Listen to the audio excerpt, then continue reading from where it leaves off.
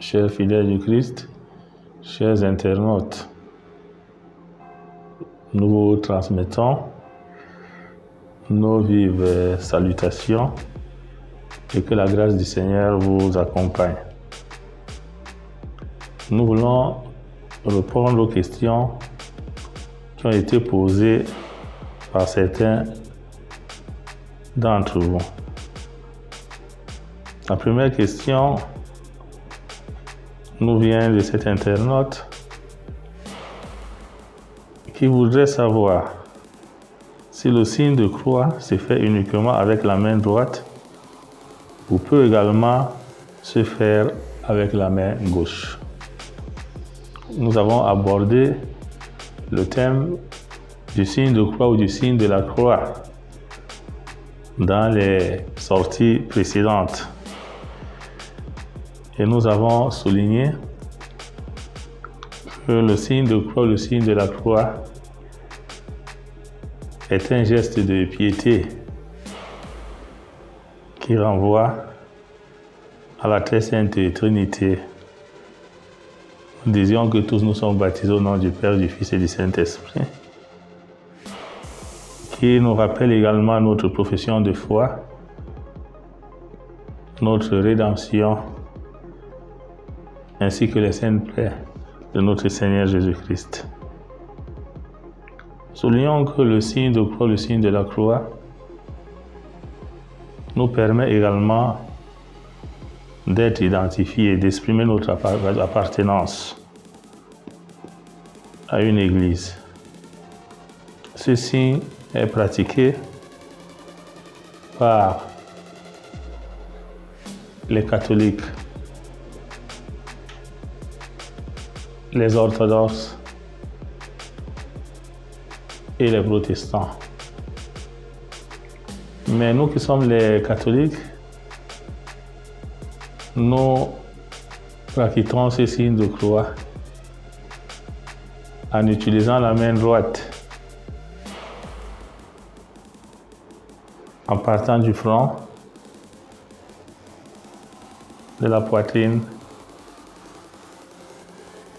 de l'épaule gauche à l'épaule droite. Pour les orthodoxes, ils partent du front, de la poitrine, de l'épaule droite et enfin à l'épaule gauche. Il y a également les protestants, mais pas tous, qui pratiquent ce signe de croix. Soulignons que dans l'Église catholique romaine, c'est la main droite qui est conseillée. Cependant, il faudrait dire que la finalité de l'Église, c'est le salut des âmes, même à travers les actes que nous posons. Je prends juste un cas. Si vous avez quelqu'un qui a fait un accident et il a perdu la main droite et qui fait son signe de croix en utilisant la seule main gauche qu'il possède, vous n'allez pas le condamner, vous n'allez pas dire que ce geste de piété qu'il pose n'est pas accepté par Dieu et que ce geste de piété est méconnu de Dieu. Maintenant, Dieu le connaît, Dieu l'accepte et Dieu répond à cette personne à travers ce geste qu'il pose. Je vous remercie, je pense que nous avons apporté la réponse à votre préoccupation. Que le Seigneur vous bénisse et qu'il vous garde. La deuxième question qui nous est posée est la suivante. Mon Père, la bénédiction d'un prêtre se fait-elle au nom du Père, du Fils et du Saint-Esprit, ou au nom du Père et du Fils et du Saint-Esprit? Quelle est la bonne formule? C'est une très bonne question. Soulignons que dans l'ancien missel, quand nous le parcourons, parlant de la bénédiction finale, il est mentionné que Dieu Tout-Puissant vous bénisse, le Père, le Fils et le Saint-Esprit. Et la nouvelle traduction du missel que l'Église nous a proposée et qui a été adoptée, que nous utilisons aujourd'hui dans ce nouveau missel, c'est la seconde formule qui nous a enseignée par l'Église et qui est contenue dans le nouveau missel. Efforçons-nous de la mettre en pratique pour être fidèles à notre liturgie. Je vous remercie. Nous abordons la troisième question qui nous a été posée. Mon Père, nous avons souvent entendu parler des saints plaies de Jésus.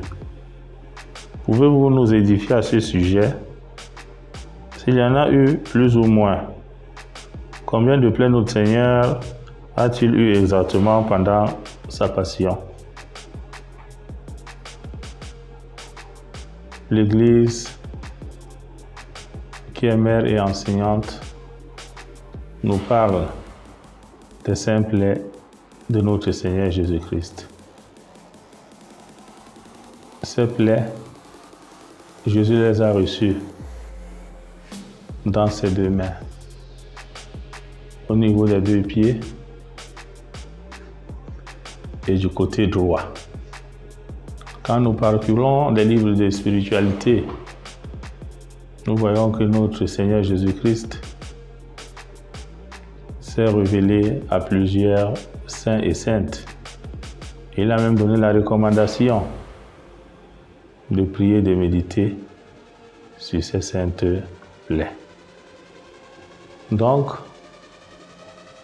la question ne se pose plus. Jésus, pendant sa passion, a eu les 5 plaies. Il y a une liturgie, je pourrais dire, une théologie qui s'est développée et des écrits qui soulignent que le Seigneur a eu plus de 5 plaies. Mais je voudrais dire ici que ne faisons pas la confusion entre les plaies et les simples blessures ou écorchures. Jésus a reçu beaucoup de coups de fouet. Certainement, il a été blessé. Il a eu des égratignures. Mais parlant de plaies, Jésus a eu 5 plaies. Parce que ces plaies, au niveau des mains et des pieds, il s'agit des clous qu'on a enfoncés sur lui, et ainsi que la lance qui a percé son côté droit. Donc, ne nous éparpillons pas, ne nous laissons pas entraîner par des analyses de ceux et celles qui veulent donner une autre orientation ou un autre récit de la passion de notre Seigneur Jésus-Christ. Fixons le Christ dans sa passion. Méditons sur sa souffrance qu'il a endurée pour nous sauver Et que ces plaies du Seigneur, quand nous sommes dans la souffrance, quand nous sommes terrassés par la maladie, par les difficultés de la vie, que le Seigneur nous cache dans ses blessures.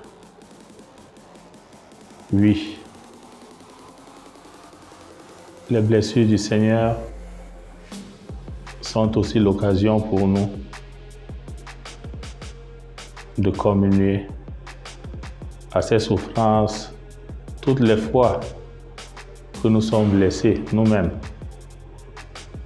dans notre corps, dans notre âme, et que nous sentons que notre dignité est touchée et affectée.